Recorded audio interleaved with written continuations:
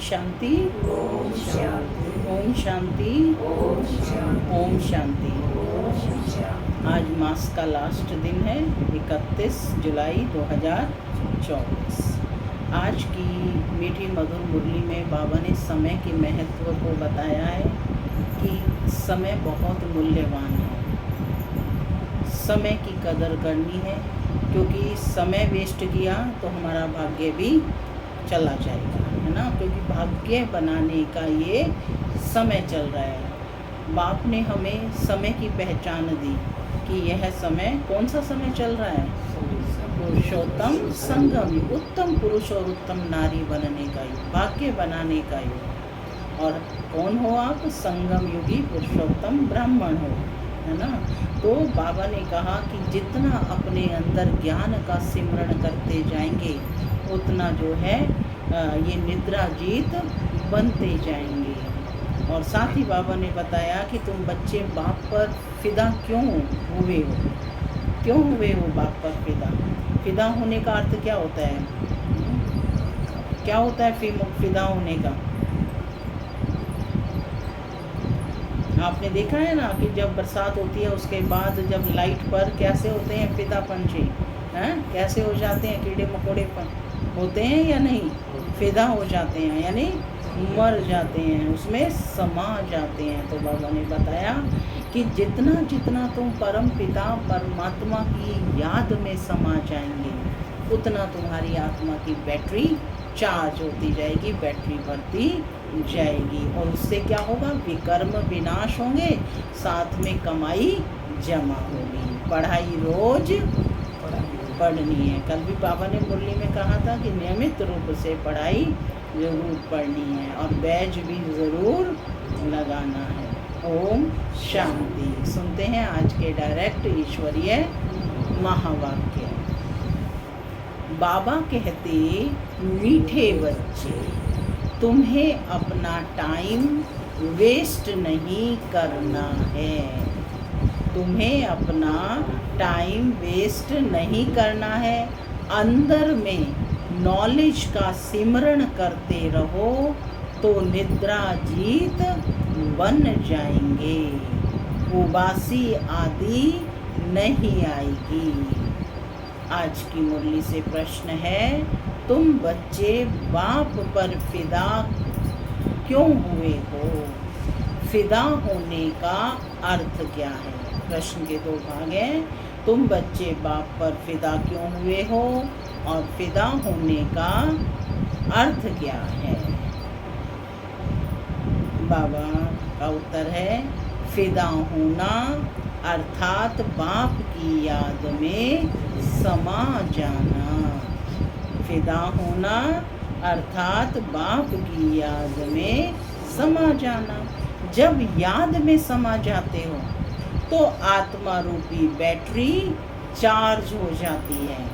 आत्मा रूपी बैटरी निराकार बाप से जुटती है तो बैटरी चार्ज हो जाती है, विकर्म विनाश हो जाते हैं, कमाई जमा हो जाती है। ओम शांति। माना मैं आत्मा शांत स्वरूप हूँ, शांति मेरा स्वधर्म है। बाबा कहते, मीठे बच्चे अब घर वापस जाना है। ओम शांति। रूहानी बाप बैठ रूहानी बच्चों को समझाते हैं। अब यहाँ तुम शरीर के साथ बैठे हो, आत्मा शरीर के साथ बैठे, जानते हो कि मृत्यु लोक में यह हमारा अंतिम शरीर है। फिर क्या होगा? फिर बाप के साथ शांति धाम में इकट्ठे होंगे। ये शरीर नहीं होगा। फिर स्वर्ग में आएंगे तो नंबरवार पुरुषार्थ अनुसार, सब तो इकट्ठे नहीं आएंगे। ये राजधानी स्थापन हो रही है। जैसे बाप शांति का सुख का सागर है, बच्चों को भी ऐसा शांति का और सुख का सागर बना रहे हैं, माने आप समान बना रहे हैं। कल भी आया था ना कि बाप जो है आप समान भगवान भगवती बना रहे हैं। फिर जाकर शांति धाम में विराजमान होना है। तो बाप को घर घर को और सुख धाम को याद करना है। यहाँ तुम जितना जितना इस अवस्था में बैठते हो, तुम्हारे जन्म जन्मांतर के पाप भस्म होते हैं। इसको कहा जाता है योगाग्नि। पाप कैसे भस्म होते हैं? योग अग्नि से। याद जो है अग्नि का कार्य करे। सन्यासी कोई सर्वशक्तिवान से योग नहीं लगाते, वह तो रहने के स्थान ब्रह्म से योग लगाते हैं। वह है तत्व योगी, ब्रह्म अथवा तत्व से योग लगाने वाले। यहाँ जीव आत्माओं का खेल होता है। वहाँ स्वीट होम में सिर्फ आत्माएं रहती हैं। उस स्वीट होम में जाने के लिए सारी दुनिया पुरुषार्थ करती है। सन्यासी भी कहते हैं कि हम ब्रह्म में लीन हो जाएं। ऐसा नहीं कहते कि हम ब्रह्म में जाकर निवास करें। क्या कहते हैं वो? हम ब्रह्म में लीन हो जाएं, हम ब्रह्म में जाकर निवास करें, ऐसा वो नहीं कहते हैं। यह तो तुम बच्चे अब समझ गए हो। भक्ति मार्ग में कितनी खिटखिट सुनते रहते हैं। यहाँ तो बाप आकर सिर्फ 2 अक्षर ही समझाते हैं। जैसे मंत्र जपते हैं ना, कोई गुरु को याद करते हैं, कोई किसको याद करते हैं, स्टूडेंट टीचर को याद करते हैं। अभी तुम बच्चों को सिर्फ बाप और घर को याद करना है। ठीक है, 2 ही बाबा ने कहा, बाप और घर ही याद है, 2 ही चीज़ें याद। बाप से तुम वर्षा लेते हो शांति धाम और सुख धाम का, वही दिल में याद रहता है, मुख से कुछ बोलना नहीं है। बुद्धि से तुम जानते हो कि शांति धाम के बाद है सुख धाम। हम पहले मुक्ति में फिर जीवन मुक्ति में जाएंगे। हम पहले मुक्ति में फिर पहले घर जाएंगे और फिर सुख धाम यानी वैकुंठ में आएंगे। मुक्ति और जीवन मुक्ति दाता एक ही बाप है। बाप बच्चों को बार बार समझाते हैं, टाइम वेस्ट नहीं करना चाहिए। जन्म जन्मांतर के पापों का बोझा हमारे सिर पर है। इस जन्म के पापों आदि की तो स्मृति रहती है, सतयुग में ये बातें होती नहीं। यहाँ बच्चे जानते हैं कि जन्म जन्मांतर के पापों का बोझा है। नंबर 1 है काम विकार का विकर्म, जो जन्म जन्मांतर करते आए हो, और बाप की निंदा भी बहुत की है। क्या निंदा की है बाप की? सर्वव्यापी कहकर उसकी निंदा की है। बाप जो सर्व को सद्गति देते, उनकी कितनी निंदा की है, ये सब ध्यान में रखना है। अब जितना हो सके बाप को याद करने का पुरुषार्थ करना है। वास्तव में वह सतगुरु कहा जाता है, गुरु भी नहीं, वह सतगुरु। वह गुरु का कोई अर्थ नहीं है। वह सतगुरु मुक्ति जीवन मुक्ति वही देते हैं। कौन देते हैं मुक्ति जीवन मुक्ति? सतगुरु। बाप गुरु के रूप में है तो वो मुक्ति जीवन मुक्ति, और वो तीनों संबंध है। कल की मुरली में था, कौन है बाप? कौन है बाप? बाप भी है, टीचर भी है और सतगुरु भी है। टीचर माना गुरु, सतगुरु है, तो तीनों में अंतर हो गया ना। बाप भी है, टीचर भी है और सतगुरु भी है, सत्य गुरु। मुक्ति जीवन मुक्ति वही देते हैं ना। वह गुरु तो अनेक हैं, यह है एक सतगुरु। तुम लोगों ने गुरु तो बहुत किए हैं, हर जन्म में 2-4 गुरु करते हैं। गुरु करके फिर और स्थानों पर जाते, माने एक से संतुष्टि ना हो तो दूसरे के पास जाते हैं, दूसरे से नहीं हुई तो तीसरे के पास जाते हैं, है ना। थोड़ा थोड़ा अल्पकाल का फायदा होता रहता है और गुरु हम चेंज करते रहते हैं, लेकिन गुरु तो एक ही होता है ना। तो शायद यहाँ से अच्छा रास्ता मिल जाए, इसलिए क्या करते हैं, 2 के पास गए, 4 के पास गए, ट्रायल करते रहते हैं और गुरुओं से, परंतु मिलता कुछ भी नहीं। अभी तुम बच्चे जानते हो यहाँ तो रहना नहीं है, सबको जाना है शांति धाम। बाप तुम्हारे निमंत्रण पर आए हैं, तुमको याद दिलाते हैं। तुमने हमको कहा है कि आओ हमको पतित से पावन बनाओ। पावन शांति धाम भी है, सुख धाम भी है। बुलाते हैं हमको घर ले जाओ। घर सबको याद है? सबको याद है घर? कहाँ है घर? आत्मा फट से कहेगी कि हमारा निवास स्थान परम धाम है। परम पिता परमात्मा भी परम धाम में रहते हैं, हम भी परम धाम में रहते हैं। यही कारण है जब कहते हैं ना भगवान जाने, तो कभी नीचे नहीं जाती दृष्टि, ऊपर जाती है। भगवान माने ऊपर वाला जाने। वो कभी आत्मा को ध्यान है कि मैं आत्मा भी ऊपर से आई हूँ। अब बाप ने समझाया है तुम पर बृहस्पति की दशा बैठी है। यह है बेहद की बात। सारी दुनिया पर किसकी है? राहु की। और बाप ने समझाया कि तुम पर बृहस्पति की दशा बैठी हुई है। यह बेहद की बात, बेहद की दशा सब पर बैठी है। चक्र फिरता रहता है। तुम ही सुख से दुख में और फिर दुख से सुख में आते हैं। शांति धाम, सुख धाम, फिर है यह दुख धाम। यह भी अब तुम बच्चे समझते हो। मनुष्यों की तो बुद्धि में नहीं बैठता। अभी बाप जीते जी मरना सिखला रहे हैं। परवाने क्षमा पर फिदा हो जाते हैं। कोई उस पर आशिक हो जल मरते हैं, फिदा हो जाते हैं। कोई फिर फेरी पहन चले जाते हैं। यह भी बैटरी है ना, सबका बुद्धि योग उस एक से है। निराकार बाप से जैसे बैटरी लगी हुई है। इस आत्मा के तो बहुत नज़दीक है, तो बहुत सहज होता है। बाप को याद करने से तुम्हारी बैटरी चार्ज होती जाती है।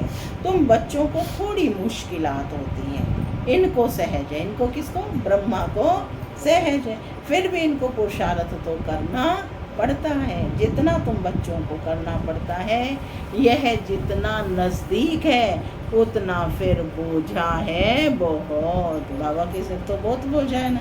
गायन भी है जिनके माथे मामला, इनके ऊपर तो बहुत मामले हैं ना। बाप तो है ही संपूर्ण, इनको संपूर्ण बनना है। हमें तो एक दो आत्मा का, तो बाबा को तो 350 आत्माएं थी, है ना। उन सब का ख्याल रखना, उनका खाना पीना, उनके योग का समय, है ना, उनके रहने की व्यवस्था, और जो है बाहरी आरोपों से भी बचाना। तो बाबा के सिर कितना बोझा था, लेकिन बाबा फिर भी बाप को याद करता था ना, समय निकाल कर। तो कहते बाप तो है ही संपूर्ण, इनको संपूर्ण बनना है। यानी ब्रह्मा को तो संपूर्ण बनना है। इनको सबकी देख रेख बहुत करनी पड़ती है। बल दोनों इकट्ठे हैं तो भी ख्याल तो होता है ना। बच्चियों पर ही कितनी मार पड़ती है ना, तो जैसे कि दुख होता है। कर्मातीत अवस्था तो पिछाड़ी में होगी, तब तक ख्याल होता है। बच्चियों की चिट्ठी नहीं आती है तो ख्याल रहता होता है कि बीमार तो नहीं है। पूछते हैं ना कि भाई इतने दिन से क्यों नहीं आ रहे, क्या हुआ, क्या, तो बीमार तो नहीं है। सर्विस का समाचार आने से बाप ज़रूर उनको याद करेंगे। बाबा इस तन से सर्विस करते हैं। कभी मुरली थोड़ी चलती है, यूं तो भल 2-4 रोज मुरली ना भी आए तो तुम्हारे पास पॉइंट्स रहती है। रोज लिखते हैं ना मुरली, है ना, तो उनको खोल करके आप पढ़ सकते हैं। नहीं तो बाबा ने कहा कि बुद्धि में भी तुम्हारे इतने सारे पॉइंट्स रहते हैं, तो मुरली कभी मिस नहीं करनी है। तो बाबा कहते हैं कि तुमको भी अपनी डायरी देखनी चाहिए। डायरी लिखी और छोड़ दी नहीं, उस डायरी को खोलकर देखना चाहिए। बैज पर भी तुम अच्छा समझा सकते हो। सबका बैज लगा हुआ है। तो बाबा कहते हैं बैज पर भी तुम अच्छा समझा सकते हो। अब जब आदि सनातन देवी देवता धर्म था तो और कोई धर्म नहीं था। झाड़ भी ज़रूर साथ में होना चाहिए। वैरायटी धर्मों का राज समझाना होता है। पहले का द्वैत धर्म था। विश्व में शांति, सुख और पवित्रता थी। अद्वैत माने एक ही धर्म था। और कौन सा धर्म? आदि सनातन देवी देवता धर्म। तो बाबा कहते हैं बाप से ही वर्षा मिलता है, क्योंकि बाप शांति का सागर है, सुख का सागर है ना। आगे तुम भी कुछ नहीं जानते थे, पहले जानते थे ये सब, है ना। बाप ने आकर के ये नॉलेज दी है। अब जैसे बाप की बुद्धि में ये सब है, ऐसे तुम भी बनते हो सुख का, शांति का सागर तुम भी बनते हो। अपना अपना पोता मेल देखना है कि किस बात में कमी है। माना सेल्फ चेकिंग की बाबा कह रहे हैं, हर एक ने अपने अपने पोता मेल को चेक करना है कि मुझ में क्या क्या कमी है। मैं बरोबर प्रेम का सागर हूँ क्या? ऐसी कोई चलन तो नहीं है जिससे कोई नाराज होता हो। अपने ऊपर नज़र रखनी है। किसके ऊपर नज़र रखनी है? अपने ऊपर। ऐसे नहीं समझना कि बाबा आशीर्वाद करेंगे तो तुम ये बन जाएंगे, नहीं। बाप कहते हैं मैं ड्रामा अनुसार अपने समय पर आया हूँ, मेरा यह कल्प कल्प का प्रोग्राम है, यह ज्ञान दूसरा कोई दे ना सके। सत बाप, सत टीचर, सतगुरु एक ही है। बाप भी कहते हैं मैं तुम पर कोई उपकार नहीं कर रहा, मेरा भी ड्रामा में पार्ट है। तो सत बाप है वो, सत टीचर है, सतगुरु एक ही है, यह भी पक्का निश्चय है तो तुम्हारी विजय है। इतने अनेक धर्म जो हैं उन सब का विनाश होना ही है। जब सतयुगी सूर्यवंशी घराना था तो और दूसरा कोई घराना नहीं था। फिर भी ऐसे ही होगा, सारा दिन ऐसे ऐसे अपने आप से बातें करते रहो। ज्ञान की पॉइंट्स अंदर टपकनी चाहिए, खुशी रहनी चाहिए। आज मुरली में क्या सुना, आज बाबा ने क्या कहा, तो ये अंदर में मंथन चलता रहना चाहिए। बाप में नॉलेज है, वह तुमको अब मिल रही है, उसको धारण करना है। इसमें टाइम वेस्ट नहीं करना चाहिए। रात को भी टाइम मिलता है। देखते हैं आत्मा ऑर्गन से काम करते करते थक गई है तो फिर सो जाती है। बाप तुम्हारी भक्ति मार्ग की सब थक दूर कर अथक बना देते हैं। भक्ति मार्ग की जो थक थी ना, जगह जगह पर धक्के खाई है ना, तो बाबा कहते उस थक को बाप दूर कर देता है। अब तो ठोर मिल गया ना, स्थान मिल गया है ना, बाप आया हुआ है, उसकी पहचान मिल गई तो तुम्हारी थक दूर हो जाती है याद से। अब कहीं घूमने की दरकार नहीं है, या अभी भी ढूंढ रहे हैं। निश्चय बुद्धि बन गए ना। जैसे रात को आत्मा थक जाती है तो शरीर से अलग हो जाती है, जिसको नींद कहा जाता है। सोता कौन है? आत्मा के साथ कर्मेंद्रियां भी सो जाती हैं। तो रात को सोते समय भी बाप को याद कर ऐसे ऐसे ख्यालात करते सो जाना चाहिए।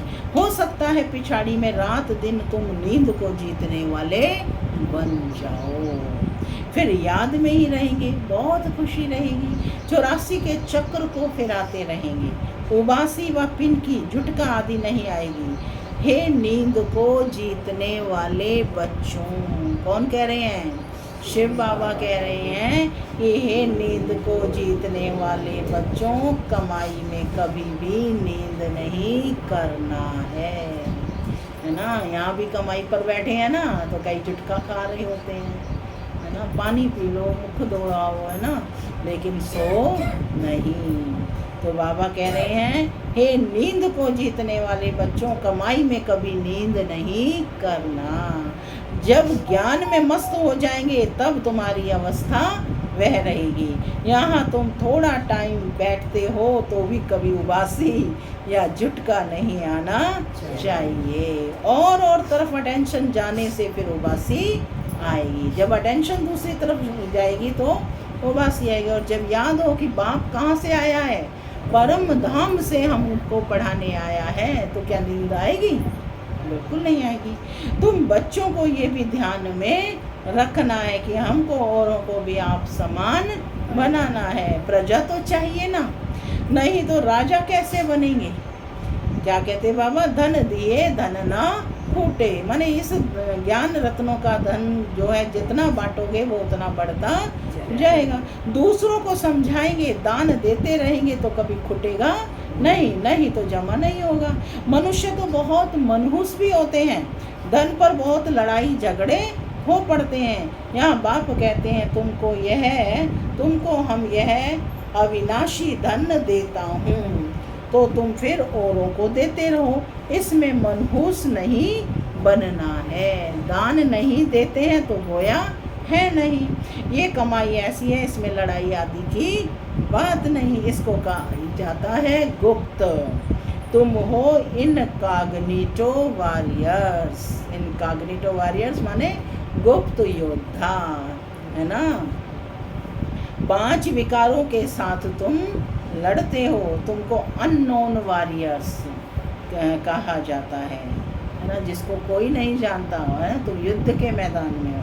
प्यादों का लश्कर बहुत होता है, यहाँ भी ऐसे प्रजा बहुत है, बाकी कैप्टन मेजर आदि सब हैं। तुम सेना हो, उसमें भी नंबरवार है। बाबा समझेंगे ये कमांडर है, ये मेजर है, महारथी घोड़े सवार है ना। ये तो बाप जानते हैं, 3 प्रकार के समझाने वाले हैं। तुम व्यापार करते हो अविनाशी ज्ञान रत्नों का। कौन सा व्यापार करते हो? अविनाशी ज्ञान रत्नों का। वो खेल भी दिखाते हैं ना। हाँ, तो बाबा कहते हैं जैसे वह भी व्यापार सिखलाते हैं, गुरु चला जाता है तो उसके पिछाड़ी चेले चलाते हैं ना। वह है स्थूल और यह है फिर सूक्ष्म। अनेक प्रकार के धर्म है, हर एक की अपनी अपनी मत है। तुम भी जाकर उनका सुन सकते हो, वे लोग क्या सिखलाते हैं, क्या क्या सुनाते हैं। बाप तो तुम्हें 84 के चक्र की कहानी समझाते हैं। तुम बच्चों को भी बाप आकर वर्षा देते हैं। यह ड्रामा में नूंद है। अभी कलयुग अंत तक ये आत्माएं आती रहती हैं, वृद्धि को पाती रहती हैं। जब तक बाप यहाँ है, संख्या बढ़ती ही जाती है। फिर इतने सब रहेंगे कहाँ, खाएंगे कहाँ, सब हिसाब रखना पड़ता है ना। वहाँ तो इतने मनुष्य होते नहीं। वहाँ कहाँ? सतयुग में। परमधाम में मनुष्य होंगे? परमधाम में तो आत्मा ही रहती हैं। सतयुग में इतने मनुष्य होते हैं। कितने होंगे? स्टार्टिंग में 9 लाख और लास्ट तक, है ना, सतयुग के लास्ट तक 2 करोड़। फिर द्वापर से इसमें क्या नाम, त्रेता में, है ना, 2 करोड़ से आरंभ होगा और लास्ट तक 33 करोड़ आत्मा। तो बाबा कहते हैं जब तक बाप यहाँ है, संख्या बढ़ती ही जाती है। फिर इतने सब रहेंगे कहाँ, खाएंगे कहाँ, सब हिसाब रखना पड़ता है। वहाँ तो इतने मनुष्य होते नहीं, खाने वाले ही थोड़े। सबकी अपनी अपनी खेती रहती है। अनाज रख कर क्या करेंगे? वहाँ बरसात आदि के लिए यज्ञ आदि नहीं करना पड़ता है, जैसे यहाँ करते हैं। अभी बाप ने यज्ञ रचा है, सारी पुरानी सृष्टि इस यज्ञ में स्वाहा होनी है। कौन सा है? रुद्र गीता ज्ञान यज्ञ। यह है बेहद का यज्ञ। वह लोग हद के यज्ञ रचते हैं। बरसात के लिए, बरसात पड़ी तो खुशी हो गई, यज्ञ की सफलता हुई। नहीं होने से अनाज नहीं होगा, अकाल पड़ जाता है। भले यज्ञ आदि रचते हैं, परंतु बारिश को नहीं पड़ना है तो क्या कर सकते हैं? आफतें तो सब आनी है। मूसलाधार बरसात, अर्थक्वेक, ये सब होना है। ड्रामा के चक्र को तो तुम बच्चों ने समझा है। ये चक्र भी बहुत बड़ा होना चाहिए। एडवर्टाइज बड़े बड़े स्थानों में लगी हुई होगी तो बड़े बड़े लोग पढ़ेंगे, समझ जाएंगे कि अब बरोबर पुरुषोत्तम संगम युग है। कलयुग में बहुत मनुष्य हैं, सतयुग में बहुत थोड़े मनुष्य होते हैं, तो बाकी सब इतने ज़रूर खत्म हो जाएंगे। शिव जयंती माना ही स्वर्ग जयंती। नोट कर लो पॉइंट। शिव जयंती माना ही स्वर्ग जयंती, लक्ष्मी नारायण जयंती। बात तो बड़ी सहज है। शिव जयंती मनाई जाती है, वह है बेहद का बाप। उसने ही स्वर्ग की स्थापना की थी। कल की बात है, तुम स्वर्गवासी थे। यह तो बहुत सहज बात है। बच्चों को अच्छी रीति समझकर और समझाना है, खुशी में भी रहना है। अभी हम सदैव के लिए बीमारियों से छूटकर 100% हेल्दी वेल्दी बनते हैं। बाकी थोड़ा समय है, बल कितने भी दुख मौत आदि होंगे तुम उस समय बहुत खुशी में होंगे। तुम जानते हो मौत तो होना ही है। कल्प कल्प यह खेल है, फिक्रात की कोई बात नहीं, फिक्रात कोई नहीं होती है। जो पक्के हैं वह कभी हाय हाय नहीं करेंगे। तो सिलसिलियाँ तो बहुत आएंगी, तो बाबा कहते हैं जो पक्के होंगे ज्ञान में वो हाय हाय नहीं करेंगे। मनुष्य कोई का ऑपरेशन आदि देखते हैं तो चक्कर आ जाता है, कहीं इतने कमज़ोर होते हैं। अभी तो कितना बड़ा मौत होगा। तुम बच्चे समझते हो ये सब तो होना ही है। गायन भी है मिरवा मौत मलुक का शिकार। इस पुरानी दुनिया में तो बहुत दुख उठाया है, अब नई दुनिया में जाना है। ओम शांति। अच्छा, मीठे मीठे सिके लदे बच्चों प्रति माता पिता बाप दादा का याद प्यार और गुड मॉर्निंग। रूहानी बाप की रूहानी बच्चों को नमस्ते। हम रूहानी बच्चों की माता पिता बाप दादा को याद प्यार गुड मॉर्निंग और नमस्ते नमस्ते सदा हंसते बनो फरिश्ते। चलो धारणा के लिए मुख्य सार पहला, बाप से अविनाशी ज्ञान धन लेकर दूसरों को दान करना है। ज्ञान दान करने में मनहूस नहीं बनना है। ज्ञान की पॉइंट्स अंदर में टपकती रहें। राजा बनने के लिए प्रजा जरूर बनानी है। दूसरा, अपना पोता मेल देखना है। एक, मैं बाप समान प्रेम का सागर बना हूँ क्या। दूसरा, कभी किसी को नाराज तो नहीं करता हूँ। तीसरा, अपनी चलन पर पूरी नजर है।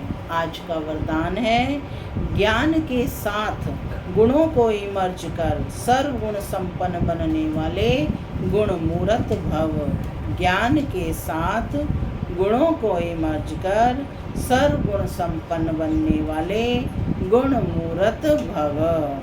हर एक में ज्ञान बहुत है, लेकिन अब आवश्यकता है गुणों को इमर्ज करने की। इसलिए विशेष कर्म द्वारा गुणदाता बनो। संकल्प करो कि मुझे सदा गुण मूर्त बन सबको गुण मूर्त बनाने के कर्तव्य में तत्पर रहना है।